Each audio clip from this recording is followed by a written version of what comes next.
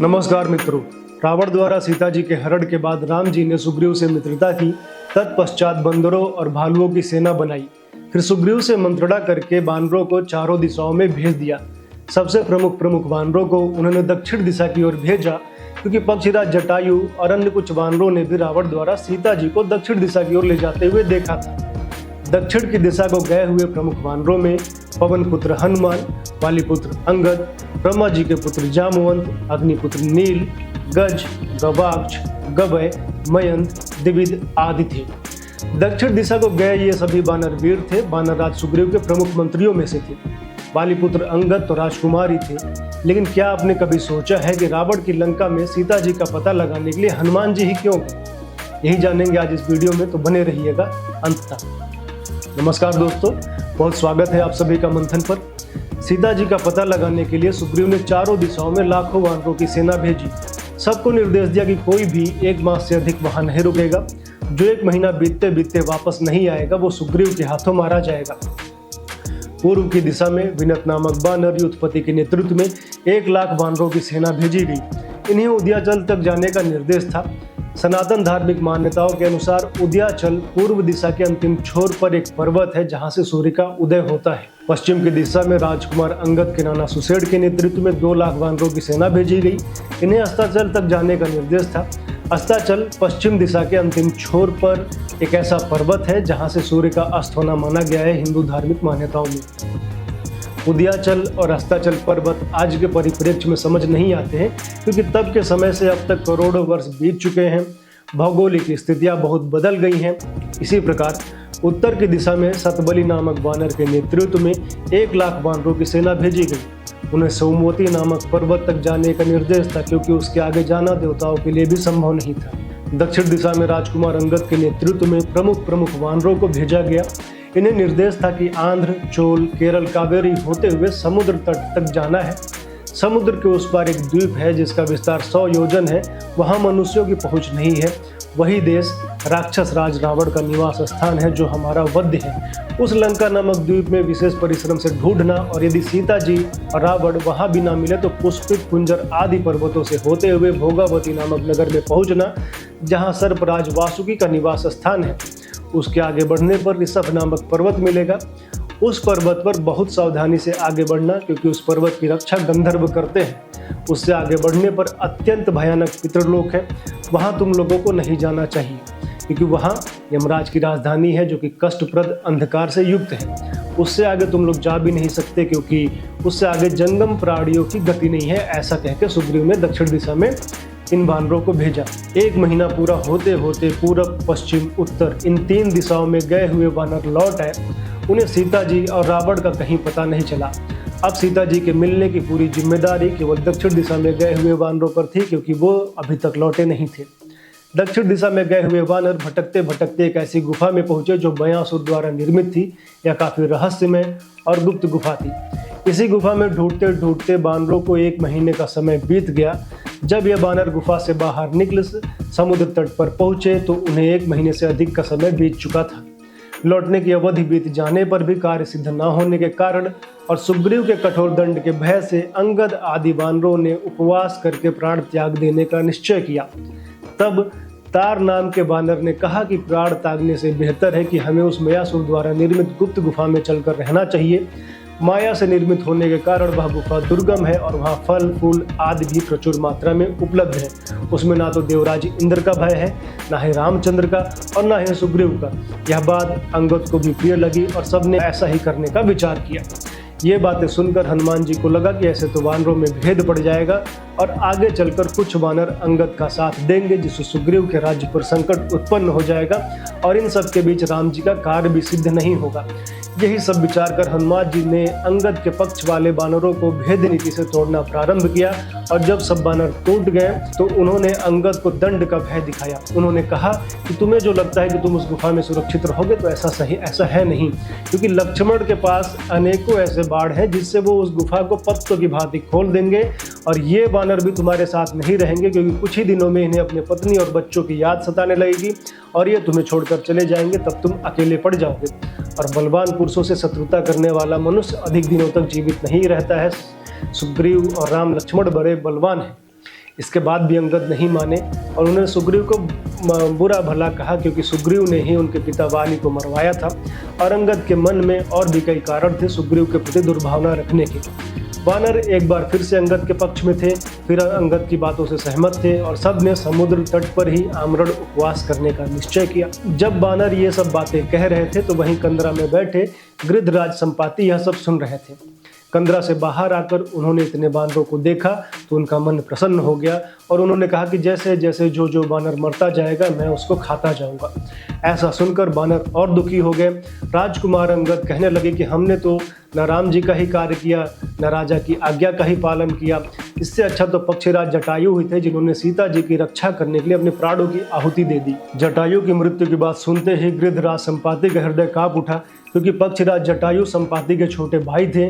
उन्होंने बानरों से जटायु के मारे जाने के बारे में विस्तार से जाना और बानरों के प्रयोजन को भी समझा। फिर उन्होंने बानरों का सहयोग करने का संकल्प लिया। संपाति ने भी रावण द्वारा सीता जी को ले जाते हुए देखा था, लेकिन उनके पंख जल गए थे, इसलिए वो सीता जी की सहायता नहीं कर पाए। संपाति ने बताया कि सीता जी और रावण को मैं यहीं से देख सकता हूँ, क्योंकि गिद्धों में दूर तक देखने की क्षमता होती है। उन्होंने बानरों से कहा कि समुद्र के उस पार रावण की लंका है, एक बार इस समुद्र को पार कर लो तो तुम्हारा कार्य सिद्ध हो जाएगा। संपाति की इन बातों से वानरों के हृदय में हर्ष उत्पन्न हो गया। उन्होंने निराशा का त्याग कर दिया। लेकिन अब सबसे बड़ी समस्या ये थी कि 100 योजन के समुद्र कैसे पार हो। अंगद ने बानरों से कहा कि जो इस समुद्र को लांघ जाने में सक्षम है वो आगे आए, लेकिन कोई भी बानर आगे नहीं आया। तब अंगद ने कहा कि सब लोग समुद्र को लांघने की अपनी अपनी शक्ति बताइए। तब गज नामक बानर ने कहा कि मैं 10 योजन की छलांग मार सकता हूँ। गवाक्ष बोले मैं 20 योजन तक चला जाऊंगा। सरभ नामक बानर ने कहा कि मैं 30 योजन तक छलांग लगा सकता हूँ। ऋषभ ने कहा कि मैं 40 योजन तक चला जाऊंगा। तत्पश्चात महातेजस्वी गंधमादन ने कहा कि मैं 50 योजन की छलांग मार सकता हूँ। मयंद ने 60, दिविद ने 70, सुसेड़ ने 80 योजन तक जाने की बात कही। इसके बाद ऋक्षराज जाम्बवान, जो कि सबसे बूढ़े थे, बोले कि युवा अवस्था में मेरे अंदर बहुत शक्ति थी, लेकिन अब मैं बूढ़ा हो गया हूँ और 90 योजन तक ही जा सकता हूँ। इसके बाद अंगद बोले कि मैं 100 योजन तक तो चला जाऊँगा, लेकिन लौटते समय मुझ में उतनी ही शक्ति रहेगी, इसे निश्चित नहीं कहा जा सकता। तब जाम्बवान जी हनुमान जी को प्रेरित करते हैं, जो एकांत में जाकर मौत से बैठे हुए थे। इसी का वर्णन करते हुए तुलसीदास जी रामचरितमानस के किष्किंधा कांड में लिखते हैं कि किस प्रकार जाम्बवान जी ने हनुमान जी को प्रेरित किया, उसे आप सभी सुनिए। बलि बाधत प्रभु बाढ़ेऊ, सो तनु बरिनी न जाए, उभय घरी महदीनी, सात प्रदक्षिण धाय। जामवंत जी कह रहे हैं कि भगवान विष्णु ने जब वामन का अवतार लिया था और उन्होंने बलि के बांधने समय प्रभु इतने बड़े हो गए कि उनके शरीर का वर्णन नहीं किया जा सकता, किंतु मैंने 2 ही घड़ी में दौड़कर उस शरीर का 7 प्रदक्षिणाएं कर ली थी। ये जामवंत अपने युवा अवस्था की बात बता रहे हैं, जब भगवान विष्णु ने वामन अवतार लिया था। आगे तुलसीदास जी लिखते हैं, अंगद कहाँ जाओ मैं पारा, जिय संशय कुछ फिरती बारा।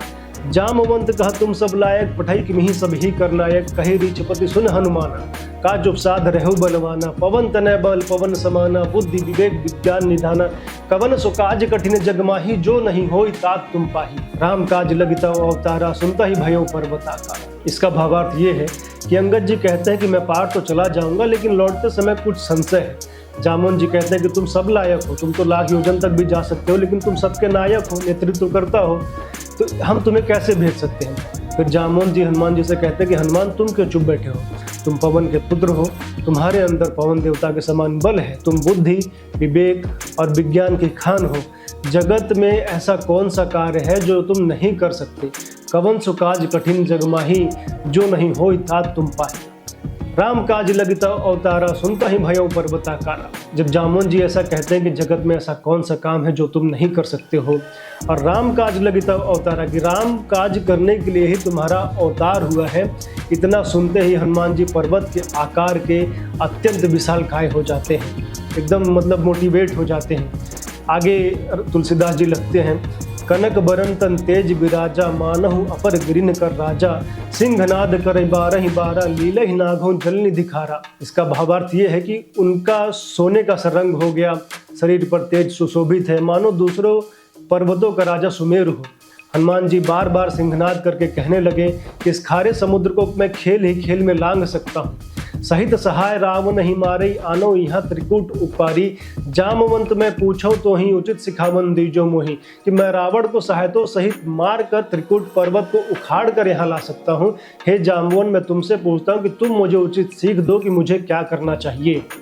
तब जामवंत जी कहते हैं कि इतना करहूँ तात तुम जाही, सीता देख कहूँ सुधी आई। तब निज भुज बल राजीव नयना, कौतुक लाग संग कपिसेना, कि तुम बस इतना करो कि जाओ सीता जी को देख कर लौट आओ, उनके होने का समाचार हमें सुना दो। फिर उसके बाद रामचंद्र जी अपने बाहुबल से ही राक्षसों का संहार कर सीता जी को ले आएंगे और केवल खेल के लिए बानरों को भी वो साथ लेकर चलेंगे। आगे तुलसीदास जी लिखते हैं, जो कि बहुत ही सुंदर है, आपको उसे सुनना चाहिए। कपिसेन संहारी निसीचर, राम सीतई आनी है, त्रैलोक पावन सुजस सुरमुनि, नारी दादी बखानी है, जो सुनत गावत कहत समझत, परम पद नर पावई, रघुबीर पद पाथोज मधुकर, दास तुलसी गावई।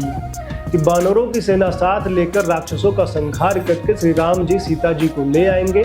तब देवता और नारद आदि मुनि भगवान के तीनों लोकों को पवित्र करने वाले सुंदर यश का बखान करेंगे, जिसके सुनने, गाने, कहने और समझने से मनुष्य परम पद को प्राप्त होता है, और जिसे श्री रघुनाथ जी के चरण कमल का मधुकर तुलसीदास गाता है। तो ये वर्णन है तुलसीदास में कि किस प्रकार हनुमान जी को प्रेरित किया गया, उसके बाद कैसे वो गए। वाल्मीकि रामायण के अनुसार है तो वाल्मीकि रामायण के अनुसार जामवंत जी ने हनुमान जी को उनकी जन्म की कथा सुनाकर प्रेरित किया कि कैसे हनुमान जी बचपन में ही सूर्य को फल समझकर खाने के लिए आकाश में उड़ गए थे। हनुमान को सूर्य के पास पहुंचा देख इंद्र ने हनुमान पर वज्र से प्रहार किया था, जिसके बाद वायु देवता ने सारे जगत में प्रवाहित होना बंद कर दिया था। फिर वायु देवता को प्रसन्न करने के लिए सभी देवताओं ने हनुमान जी को अनेकों वरदान दिए। प्रेरित होने के बाद हनुमान जी को अपनी शक्ति का स्मरण हो आया और उन्होंने अपनी शक्ति बतानी शुरू की। जब वो अपनी जन्म की कथा सुन के उनमें जब प्रेरणा आ गई तो वो बताते हैं अपनी शक्ति के बारे में। उन्होंने कहा कि मैं सहस्त्र योजनों तक फैले हुए मेरु गिरु को बिना विश्राम लिए सहस्त्रों बार परिक्रमा कर सकता हूँ। समस्त पक्षी जिनकी सेवा करते हैं वो सर्वभोजी विंतानंद गरुड़ भी आकाश में उड़ते हों तो भी मैं हजारों बार उनके चारों ओर घूम सकता हूँ। विंतानंदन गरुड़ में, मुझ में और वायु देवता में ही समुद्र लांघ जाने की शक्ति है। पक्षीराज गरुड़ अथवा महाबली वायु देवता के सिवा और किसी प्राणी को मैं ऐसा नहीं देखता जो यहाँ से छलांग मारने पर मेरे साथ जा सके। मतलब इतनी तेज गति हनुमान जी अपनी बता रहे हैं कि गरुड़ और वायु देवता के सिवा उनका कोई तुलना नहीं कर सकता। हनुमान जी वानरों से कहते हैं, वानरों, मैं बुद्धि से जैसा देखता हूँ या सोचता हूँ मेरे मन की चेष्टा भी उसी अनुरूप होती है। मुझे निश्चय जान पड़ता है कि मैं विदेह कुमारी का दर्शन करूंगा, अतः तुम लोग खुशियाँ मनाओ। ऐसा कहकर हनुमान जी जामवंत से विचार विमर्श कर रोमांचित हो महेंद्र पर्वत पर चढ़ गए और वहां से छलांग मार लंका के लिए उड़ गए। इससे यह स्पष्ट होता है कि वहां उपस्थित बानरों में हनुमान जी ही समुद्र को बिना किसी परिश्रम के खेल खेल में लांघने की क्षमता रखते थे। लेकिन केवल इस शक्ति के लिए ही हनुमान जी का चयन नहीं हुआ था लंका जाने के लिए। हनुमान जी का लंका जाने के लिए चयन बहुत पहले ही हो गया था। जब सुग्रीव वानरों को सीता जी की खोज करने के लिए विभिन्न दिशाओं में भेज रहे थे तब उन्होंने हनुमान जी से ये बातें कही थी कि कपिश्रेष्ठ, पृथ्वी, अंतरिक्ष, आकाश, देवलोक अथवा जल में भी तुम्हारी गति का अवरोध मैं कहीं नहीं देखता हूँ। असुर, गंधर्व, नाग, मनुष्य, देवता, समुद्र तथा पर्वतों सहित संपूर्ण लोकों का तुम्हें ज्ञान है। इस भूमंडल में कोई भी प्राणी तुम्हारे तेज की समानता करने वाला नहीं है। अतः जिस प्रकार सीता की उपलब्धि हो वो उपाय तुम ही सोचो। हनुमान, तुम नीति शास्त्र के पंडित हो। एकमात्र तुम्ही में बल, बुद्धि, पराक्रम, देश काल का अनुसरण तथा नीति पूर्वक बर्ताव एक साथ देखे गए। मतलब शक्ति भी है और बुद्धि भी है। सुग्रीव की यह बात सुनकर श्री रामचंद्र जी को यह ज्ञात हुआ कि इस कार्य का सिद्धि का संबंध, इसे पूर्ण करने का सारा भार हनुमान जी पर ही है। उन्होंने स्वयं भी अनुभव किया कि हनुमान इस कार्य को करने में समर्थ हैं। ऐसा विचार कर श्री रामचंद्र जी ने प्रसन्नतापूर्वक अपने नाम के अक्षरों से सुशोभित एक अंगूठी हनुमान जी के हाथों में दी, जो राजकुमारी सीता को पहचान के रूप में अर्पण करने के लिए थी। अंगूठी देखकर रामचंद्र जी बोले, कपिश्रेष्ठ, इस चिन्ह के द्वारा जनक की सेवरी सीता को यह विश्वास हो जाएगा कि तुम मेरे पास से ही गए हो। इससे वह भय ताक कर तुम्हारी ओर देख सकेंगी। इससे यह स्पष्ट हो जाता है कि हनुमान जी का चयन पहले से ही हो गया था, क्योंकि हनुमान जी बल, बुद्धि, पराक्रम के साथ साथ देश काल के अनुसार नीति पूर्वक व्यवहार करने की अद्वितीय क्षमता रखते थे। इसी का परिचय उन्होंने दिया जब समुद्र पार करते समय उनका सामना सुरसा नामक राक्षसी से हो गया। हनुमान जी ने उससे युद्ध करने के बजाय छोटा बनकर उस समस्या से छुटकारा पाया। हनुमान जी चाहते तो उससे युद्ध भी करके और उसे हरा भी सकते थे, लेकिन ऐसा करने में बहुत शक्ति और समय का क्षय हो जाता, जो उस समय सही नहीं था। जहाँ सुई से काम चल रहा है वहाँ तलवार निकालने की क्या ही आवश्यकता है। हनुमान जी के चयन का एक और महत्वपूर्ण कारण था कि वो सुग्रीव के विश्वास पात्र थे। सुग्रीव जब बाली के डर से ऋषिमुख पर्वत पर छिपे थे तो हनुमान जी उनके साए की तरह उनके साथ रहते थे। जब सुग्रीव ने राम और लक्ष्मण को आते देखा तो उन्होंने हनुमान जी को ही भेजा कि उनका भेद पता करके आओ कि ये लोग कौन हैं। जब सुग्रीव राम जी से सीता जी के खोज का वादा करने के बाद भोग विलास में व्यस्त हो गए तो हनुमान जी ने उन्हें उनके कर्तव्यों की याद दिलाई और कटु वचन भी कहे। इससे यह पता लगता है कि हनुमान जी को सही और गलत का भी पूरा ज्ञान था और वो निर्भय होकर अपनी बात रखने में सक्षम थे, निर्भय होकर कहते थे, डरते नहीं थे। सीता जी की खोज के दौरान जब अंगद के मन में निराशा के उपरांत सुग्रीव के प्रति दुर्भावना आई तो हनुमान जी ने ही अपनी बुद्धि से सुग्रीव का भला करने के लिए सबको शांत कराया। इससे पता चलता है कि हनुमान जी सुग्रीव के सबसे विश्वसनीय मंत्री थे। सीता जी की खोज करने लंका में अंगद भी जा सकते थे, लेकिन उनकी आयु कम थी और अनुभव भी कम था। समुद्र तो वह भी पार कर लेते, लेकिन उनकी बातों से लगता था कि वो पूरी रुचि से इस कार्य में नहीं लगे थे। दूसरा, उनके मन में सुग्रीव के प्रति दुर्भावना भी थी, इसलिए उनके इस कार्य में अरुचि पैदा हो गई थी और अरुचि से किए गए कार्य में सफलता नहीं मिली, इसलिए हनुमान जी को भेजा गया था। हनुमान जी ने इस कार्य को पूर्ण ही नहीं किया, उन्होंने लंका भी जला दी और रावण की बड़ी भारी सेना का भी विनाश कर दिया, जिससे रावण और लंका वासियों के मन में राम जी के शक्ति के प्रति अपार भय उत्पन्न हो गया कि जिसका भेजा हुआ दूत इतना बड़ा कांड कर सकता है, यदि वो साक्षात आ जाए तो क्या तांडव मचाएगा। हनुमान जी ने मनोवैज्ञानिक रूप से आधी लड़ाई तो यहीं पे जीत ली। बोलिए महावीर हनुमान की जय, सियावर रामचंद्र की जय। मित्रों, आज के एपिसोड में बस इतना ही। इससे आगे की कहानी के साथ आपसे फिर मिलेंगे अगले एपिसोड में। इस वीडियो को अधिक से अधिक शेयर कीजिए, लाइक कीजिए, कमेंट कीजिए और सब्सक्राइब करना तो बिल्कुल भी मत भूलिए। धन्यवाद। पवन सुत हनुमान की जय। जय श्री राम, जय सिया राम। नमस्कार।